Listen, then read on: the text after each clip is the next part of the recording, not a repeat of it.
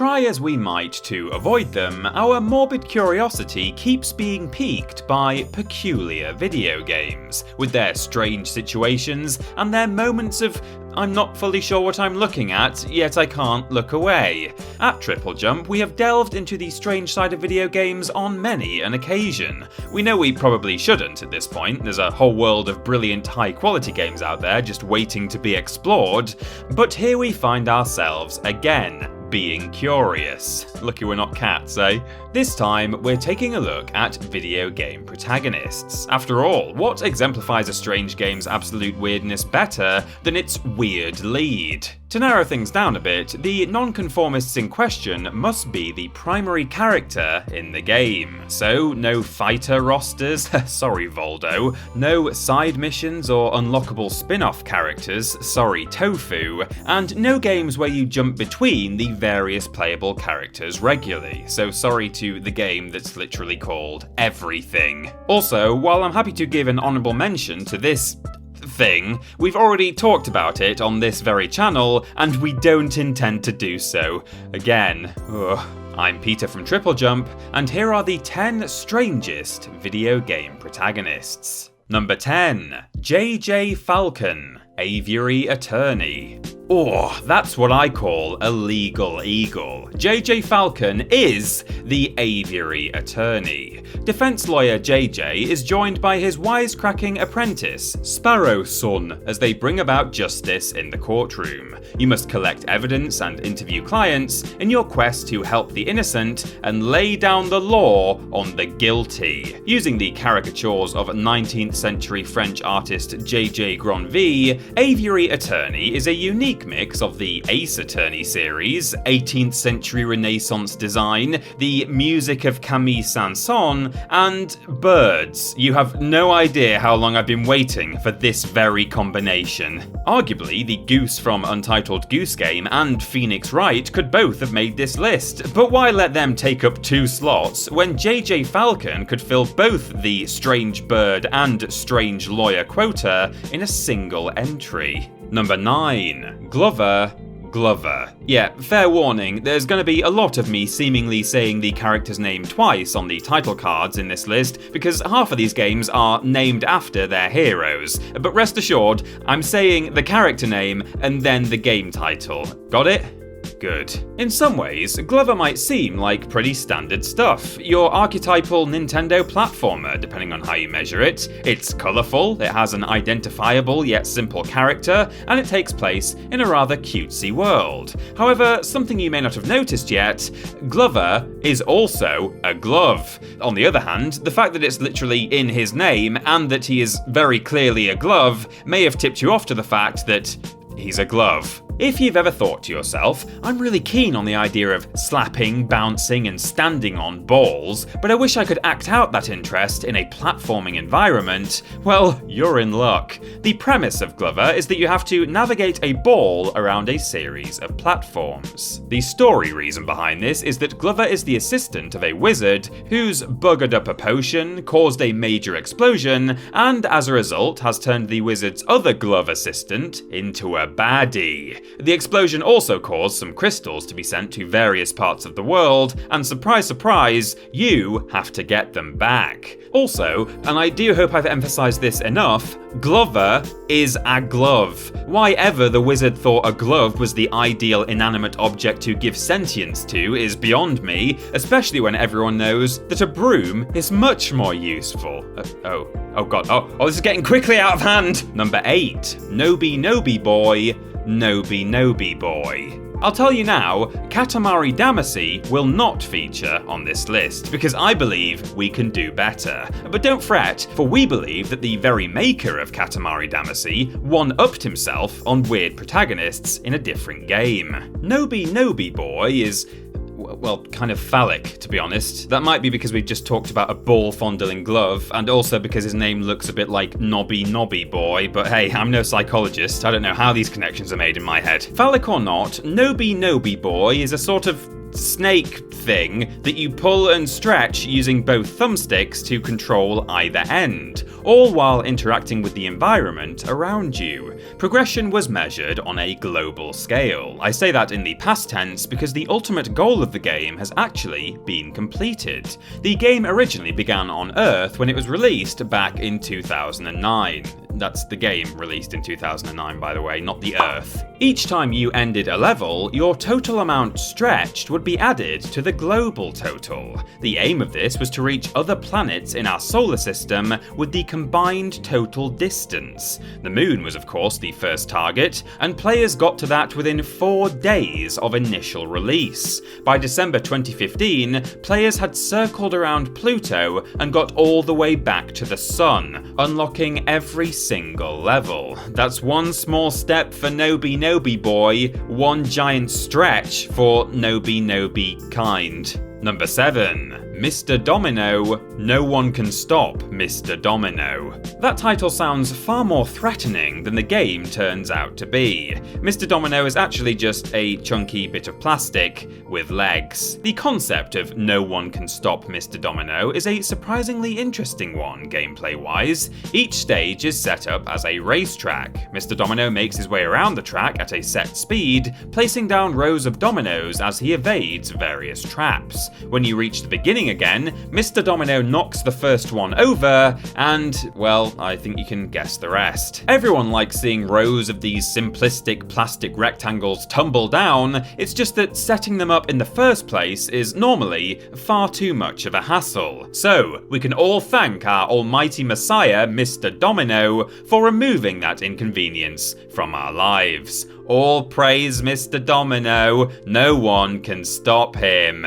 Number 6. Francis York Morgan, Deadly Premonition. This was originally going to be a Humans Who Are Weird entry that would have encompassed Ethan Mars of Heavy Rain, Bennett Foddy, if he really classes as a human that is, and pretty much anything to do with Yakuza. But we think Deadly Premonition's Agent York has them all topped. It's quite difficult to explain exactly why Agent York is an anomaly, especially to anyone who hasn't played the game, but every aspect of his character is off in some form or other. The way he moves, the way he talks, the way he smiles, his bottomless fascination with B-movies, and yet he still comes across as a believable person. If you've completed the game, you'll know that his quirks are rooted in tragedy, but that doesn't stop him from being the single strangest human we've ever controlled in a video game. Usually, strange human protagonists in games stand out because they are the odd ones in an otherwise normal world. In Heavy Rain, for instance, Ethan is an obviously uncanny individual surrounded by relatively normal people. Agent York is special though, because the whole of Deadly Premonition is strange, and yet he still stands out. Isn't that right, Zach? Zach? Number 5. Octodad, Octodad. Part flailing octopus, part loving father masquerading as human, Octodad could fool even the most keen-eyed investigator into thinking he was just your run-of-the-mill patriarch. While he may be lacking in grace, poise, and the ability to speak any human language, Octodad makes up for it in heart. Well, he does have 3 of them. There's something a tad out of the ordinary, though, about seeing a cephalopod in a suit attending a wedding or popping down to the shops. It's also something I can't say I had ever seen in a video game before, so I think I can certainly categorise this as strange. The bizarre way in which he's controlled also fits perfectly into the tone of the game.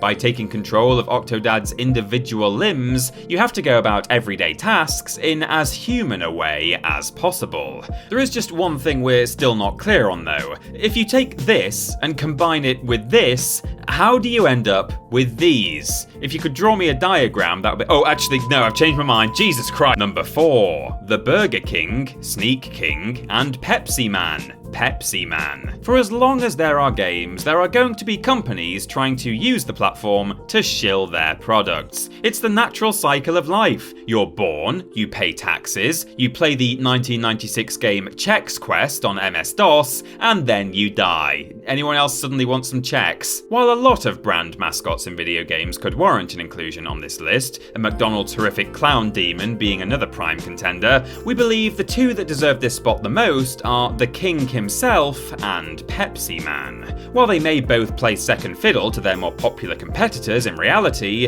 at least they come out on top in the video game world. Sneak King is an actual real game on the actual Xbox 360 and is an actual stealth adventure starring the actual Burger King. But on that last point, in my mind, this is really a horror game. Just look at the King's face for a moment. Yeah? A bit longer? Now imagine this thing sneaking up behind you in a dark alley. Pure terror. Pepsi Man? Pepsi Man! Yes, that guy is a mascot for Pepsi. I thought that worth mentioning in case you missed the very subtle signs in the game itself. Oh look, there's one. So tell me this, who is the stranger mascot? The Burger King or Pepsi Man? And if there's someone I've missed who is even stranger, please don't tell me. I don't think I could handle that. Number 3, Carrion. From a genre I will now call blob platformer, Carrion joins the likes of Mushroom 11 in being rather unusual, yet still, strangely, making perfect sense as a game.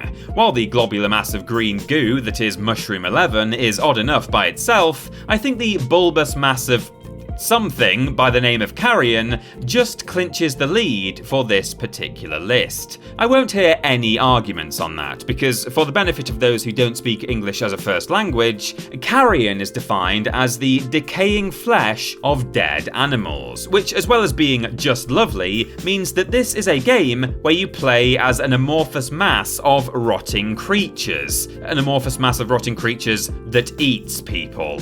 Carrion is sort of a reverse horror game. That might sound odd at first, but when you imagine being chased through an underground alley by that thing, it all makes perfect sense. You are the monster here. You've nothing to be afraid of. It's everyone else who is terrified of you. The aim of the game is to evolve new powers and grow the creature so it can escape the lab in which it is held prisoner. Shortly after Carrion released on Switch, the icon image for the game had to be changed because the original one was, well, I'll leave you to decide what you think it looks like. And then I will leave you to feel suitably ashamed of yourselves. Filthy. Number 2. Mr. Mosquito.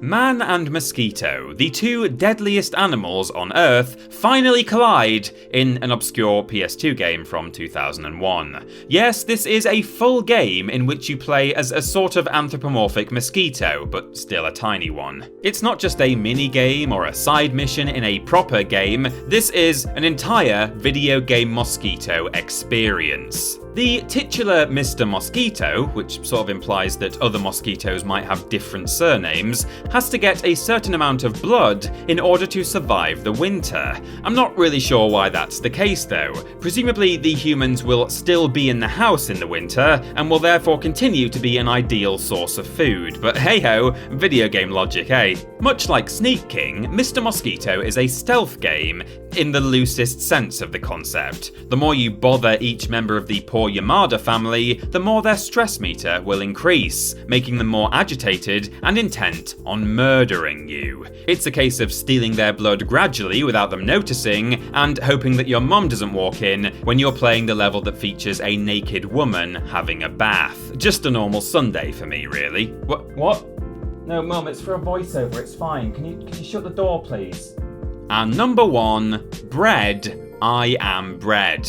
I think you've got all the information you really need there. So that's our list, but don't forget to like, share it.